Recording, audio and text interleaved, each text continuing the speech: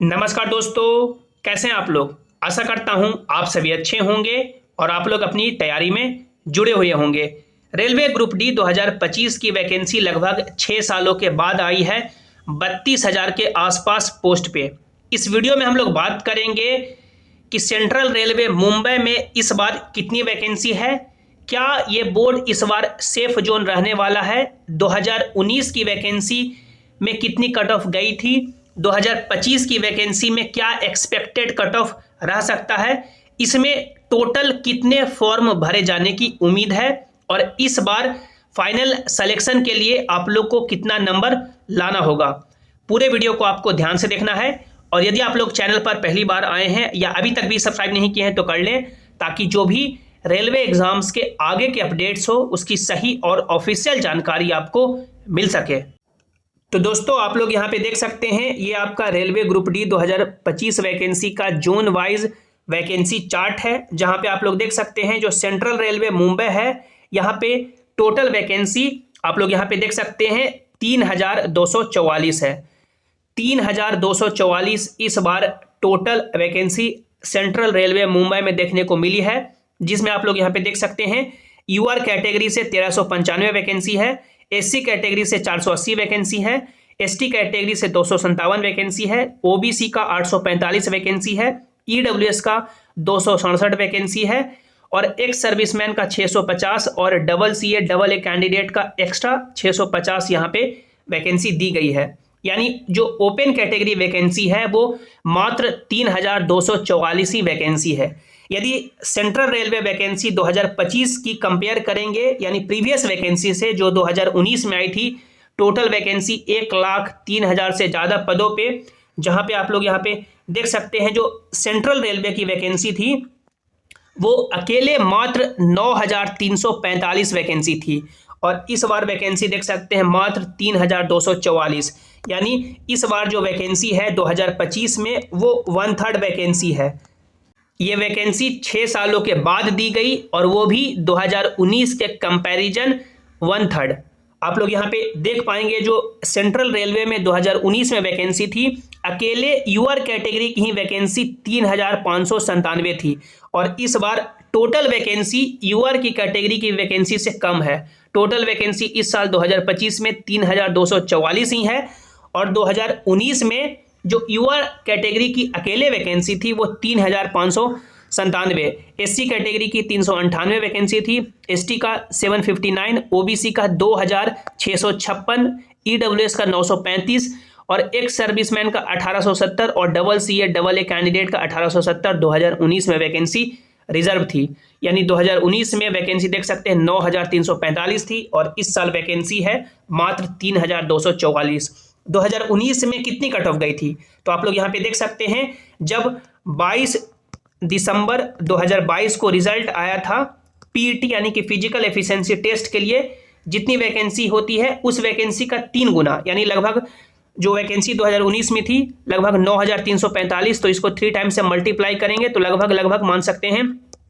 29,000 के आसपास जो रिजल्ट हुआ था बच्चों का पीईटी फिजिकल एफिशिएंसी टेस्ट के लिए, उसका जो कट ऑफ गया था आप लोग देख सकते हैं, जो नॉर्मलाइज्ड कट ऑफ गया था यूआर कैटेगरी का 64.10, एससी कैटेगरी का 51.89, एसटी कैटेगरी का 44.35, ओबीसी कैटेगरी का 58.15 और ईडब्ल्यूएस का 40 नंबर। ये पीईटी का कट ऑफ गया था। जब डॉक्यूमेंट वेरिफिकेशन यानी कि डीवी का कट ऑफ आया था तो इससे मात्र लगभग 2 से 3 नंबर ही देखने को मिले थे। यानी जब 2019 में वैकेंसी 9,000 प्लस थी तो कट ऑफ यूआर का 64 मार्क्स चला गया और इस बार वैकेंसी मात्र 3,000 के आसपास है, तो आप लोग समझ सकते हैं कट ऑफ क्या देखने को मिलेगी। उम्मीद है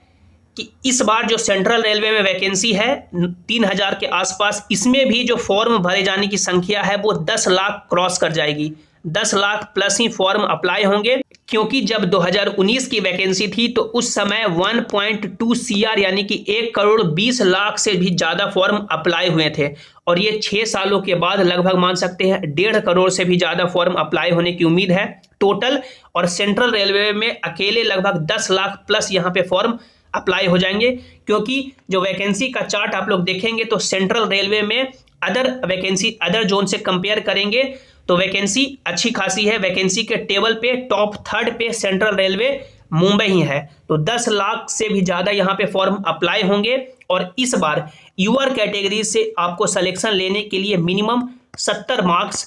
लाने ही होंगे, क्योंकि वैकेंसी आपका 1/3 है। यूआर कैटेगरी से मिनिमम आपको 70 मार्क्स का टारगेट लेके चलना है। ओबीसी कैटेगरी से है तो आप लोग को मिनिमम यानी कि 65 प्लस मार्क्स, ये आपका रॉ स्कोर हुआ। रॉ स्कोर यानी एग्जाम दे के आए तो यूआर कैटेगरी से 70 सवाल आपको सही करने ही होंगे, ओबीसी से 65 सवाल, उसके बाद ईडब्ल्यूएस से भी आपको इस बार लगभग 62 से 63 सवाल सही करने होंगे। एससी कैटेगरी से हैं तो आपको 60 सवाल के आसपास, एसटी कैटेगरी से हैं तो आपको लगभग 58 सवाल के आसपास। ये रॉ स्कोर यानी इतने सवाल आपको सही करने ही होंगे। नॉर्मलाइजेशन में फिर आपका मान सकते हैं 5-7 नंबर, जो भी नंबर बढ़े वो अलग मैटर है, लेकिन रॉ स्कोर यूआर कैटेगरी से 70 सवाल का आपको लेके चलना होगा। अब ये 70 नंबर आएगा कैसे? तो ये आपका सिलेबस है और ये आपका कहाँ से कितने सवाल पूछे जाएंगे उसका बाइफरकेशन है, जिसमें देख सकते हैं 1.5 घंटे का जो आपका एग्जाम होगा उसमें साइंस से 25 सवाल, मैथमेटिक्स से 25 सवाल, रीजनिंग से 30 सवाल, जनरल अवेयरनेस करंट अफेयर मिलाकर के 20 सवाल, total 100 question, 100 number, negative marking 1/3। अब यहाँ पे सबसे ज़्यादा जो आपको ध्यान देना है वो आपको साइंस पे ध्यान देना है, क्योंकि मैथ्स और रीजनिंग आप लोग तो लंबे समय से पढ़ रहे हैं और इस पे आप लोग यदि PYP यानी कि प्रीवियस ईयर पेपर पे भी स्टिक रहते हैं, जो रेलवे कंडक्ट कराई है 2019 से लेकर के अभी तक जो भी एग्जाम हुए हैं, यदि आप लोग प्रीवियस ईयर पेपर भी लगाते रहेंगे मैथ्स और रीजनिंग का सिलेबस के अकॉर्डिंग, तो आप लोग अपनी राह पे रहेंगे। मैथमेटिक्स में 25 में से मिनिमम भी 20 सवाल आप लोग कर ले जाएंगे, रीजनिंग में 30 में से आप लोग 25 सवाल कर लेंगे। यहाँ पे टोटल 45 मार्क्स आ चुका है। सिलेक्शन यदि आपका होगा या नहीं होगा वो साइंस डिपेंड करेगा कि साइंस में 25 सवाल में से आप लोग कितना सवाल करते हैं और जनरल अवेयरनेस में 20 में से आप लोग कितना सवाल करते हैं। यदि आप लोग साइंस में 17-18 भी सवाल कर लेते हैं तो आप लोग यहाँ पे मान सकते हैं एक अच्छा लीड ले लेंगे, और जनरल अवेयरनेस करंट अफेयर में 10 सवाल भी कर लेते हैं, यानी कि 17 और 10 27 सवाल,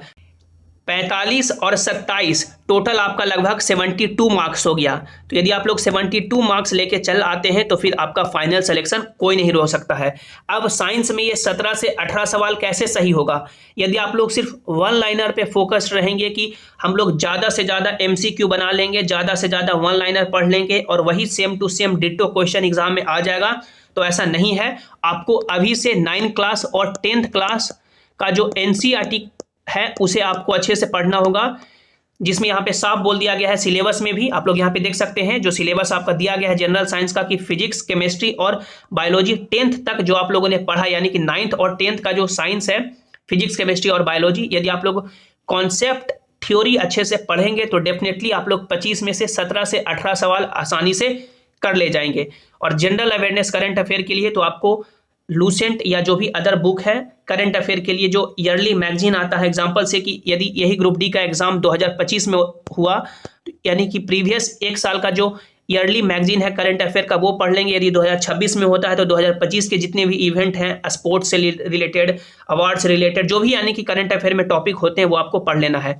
लेकिन सबसे ज़्यादा आपको फोकस करना है साइंस पे, क्योंकि सिलेक्शन आपका कराएगा या नहीं कराएगा वो आपका साइंस पे ही डिपेंड करेगा। जो भी आपके मन में डाउट है आप लोग नीचे कमेंट में जरूर पूछें, और आप लोग ये भी बताएं कि क्या आप लोगों ने सेंट्रल रेलवे मुंबई से फॉर्म अप्लाई किया है या किसी और बोर्ड से।